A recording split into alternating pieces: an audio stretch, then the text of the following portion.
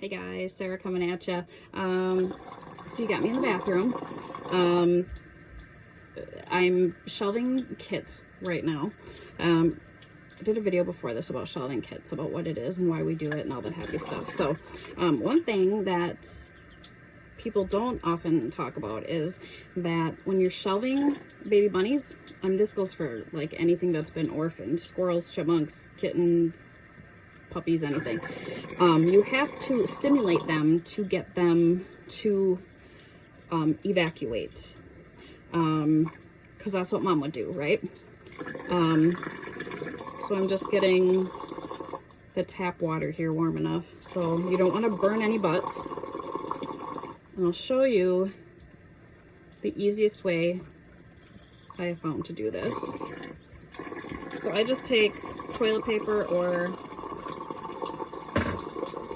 paper towel, ball it up, and we do this with every feeding.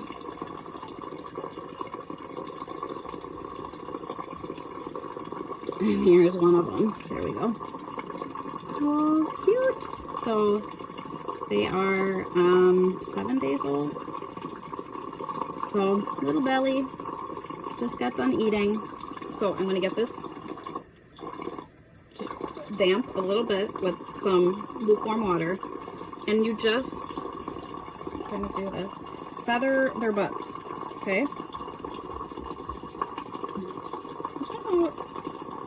And then like immediately he's gonna pee.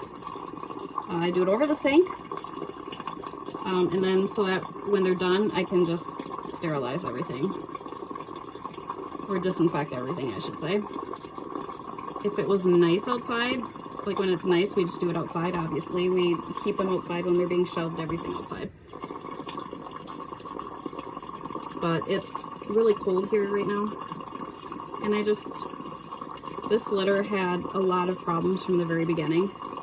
And I just wanted to make this as not stressful as possible for them.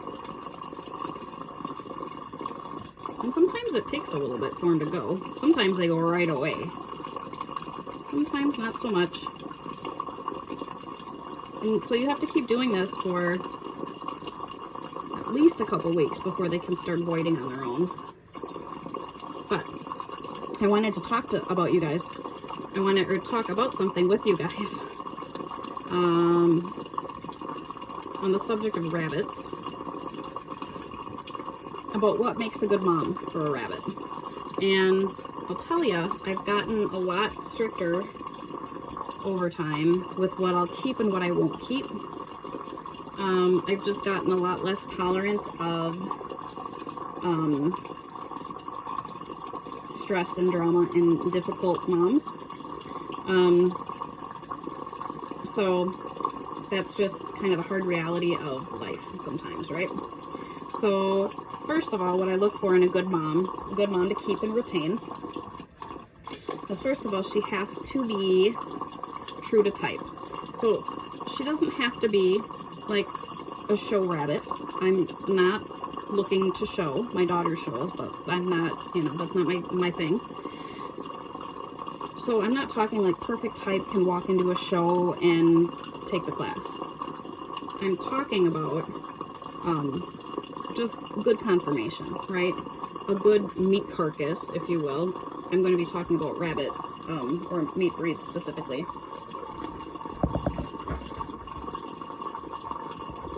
But it's true with anything. So that's number one. I want to make sure that they're true to type, conformation is good, everything looks good. I don't care about color, that's just icing on the cake, that's just,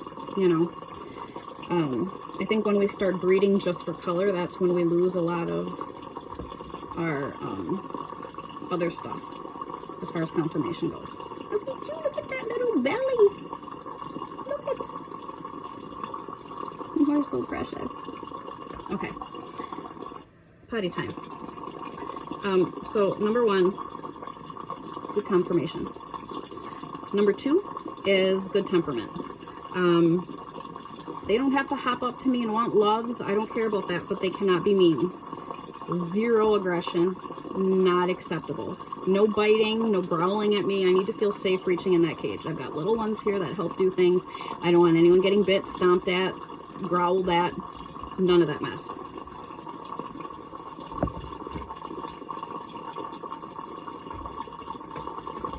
If a mom has a litter of babies and she gets a little growly with me when I'm reaching in the cage and stuff, I get that. That's okay. I'm protective of my babies too. But no attacking, no biting, ever. So those are the first things that are the most important to me. The next thing that's important to me, because we're a rabbitry and we're talking about does, so it's important for her to have babies, right? That's her job here.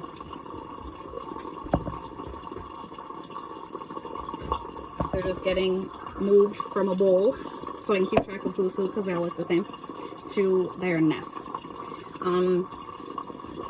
So after conformation and attitude, she needs to be easily bred. Okay, she has to, I don't want something that's going to take 3-4 months for me to finally get bred.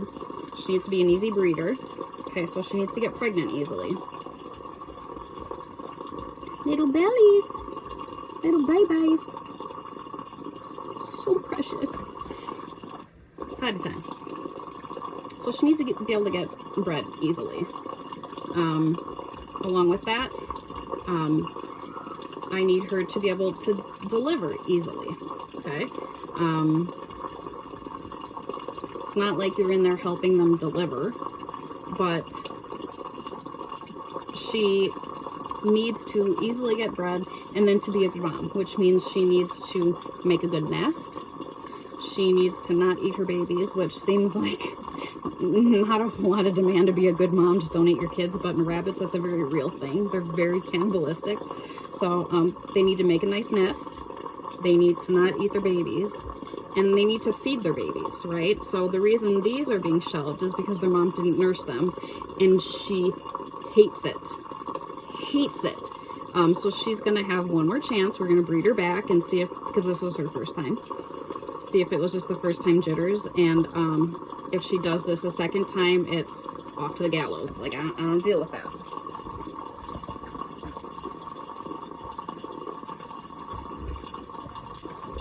And that's like the most basic requirements to stay here, to live here, is good conformation to type, good attitude, easily bred, easily delivers her kits, and then is a good mom. So makes a nice big nest for them, doesn't cannibalize them, and then nurses them. Okay, that's, it does, I know it sounds like it shouldn't be a big deal, but you might be surprised how many moms are like, it's kind of a lot to ask, you know.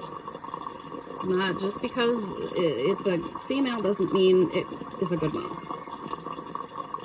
Oh, you just peed on my hand. Well, that was nice. Thanks, buddy. At least you're peeing. So those are like the minimalistic things that are like required. You're done. You're good.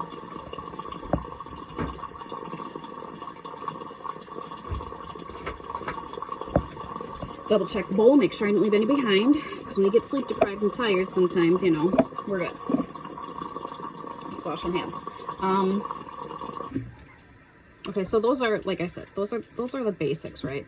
The icing on the cake, I mean, if you can get some fun colors that you're looking for, fantastic. But like we breed Californians, for instance, so the color is pretty standard for the most part. Then, if I'm going to be nitpicky, if I have to go down and start making some cuts, for instance, I'm going to start getting more picky about things. I'm going to start looking at size of litters, okay? I want a mom that has, and we're talking meat breeds now, I want a mom that's going to have 10 kits or more, okay? And we're going to talk business here, right? And don't get all offended on me and get hurt by this, but I'm feeding her the same either way. So whether she gives me 5 kits or 12 kits, right? The more kits I can get, the bigger the bang for your buck, right? You're putting the money into it. You're going to want the highest return possible, okay? So that's why we want bigger litters. Some moms are really good at milk production. They can easily take on that many kits and nice big fatties, and they do great. So, I mean, that's icing on the cake. The other thing I want to watch for is how they're growing up. So I weigh them at 2, 4, 6, 8 weeks and then onward, so I know when I'm processing. So I'm keeping track of which does, who's growing up the best, who's got the genetic lines that are making them bigger, faster, without sacrificing type and conformation, okay? So those are the does I'm keeping, but those are also the does whose daughters I'm going to want to retain, because that's stuff that I want in my line. That's another reason why I'm super picky about personalities, because that too is genetic. So it's not just that these kids are learning from seeing mom, it's nature and nurture. So, you know, it's important that I have good personality rabbits. I've spent way too much time stressed out, crying, worrying, the drama of like, I've been trying to get her bred for 4 months, 6 months plus with nothing, or she just can't seem to have enough milk. I'm fighting to keep, you know, I'm supplementing her harder and harder and harder, trying to get her to keep up. And it's just stress you don't need. And the older I get, the less tolerant I am for stress and drama. And it's just amazing how much smoother your life is and everything goes when you have less things to worry about. So, that's why I try to only keep the stuff that's good and is serving me. And I can't flip the camera, so I'm gonna try to. So this is like their nest box in here. So I took mom's entire nest. It's all her hair and fur and some hay.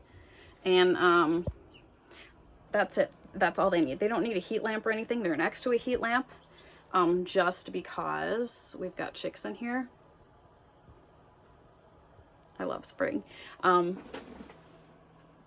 Yeah, our house is very, it's very functional. Okay, it's not pretty at all. And you never know coming over to our house. Like my kids' friends would always be like, what kind of animals do you have going right now?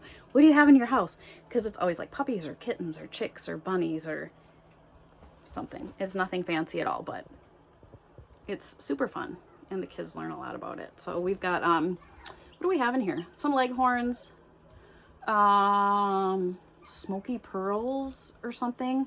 It's this new hybrid that's very new to us. And I can't remember. I don't think amber lynx, but maybe. I'm not sure. But anyway.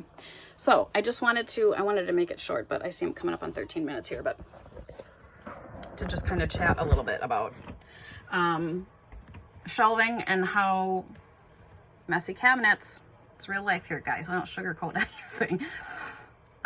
Shelving, making poop and pee happen, and ways to hopefully save you some hassle and drama if you're getting into rabbits, and how to make things easier. You're spending the same amount of money.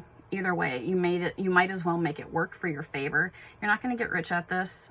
I mean, maybe you will if you have a big rabbitry or you know something, I don't know, but you want to at least break even and do it without headache. You know, this is supposed to be enjoyable. This is supposed to be fun. This homesteading thing that everyone seems to now be getting onto. It's supposed to be a retreat, a break from the 9-to-5 concrete jungle of work. So make it work for you. Make it enjoyable, relaxing, fun. That's what it's supposed to be, and it can be. So if you have any questions or comments or anything like that, go ahead and leave them down below. You can find us on Facebook and Instagram and TikTok and all that other fun stuff. But yeah, any questions, don't be afraid to give us a shout out, or any ideas, anything that I didn't cover that you can think of to make your life easier, go ahead and do that too. And I'll try to get more ideas, more educational stuff up here for you guys too. So thanks a lot for watching. Talk to you guys soon.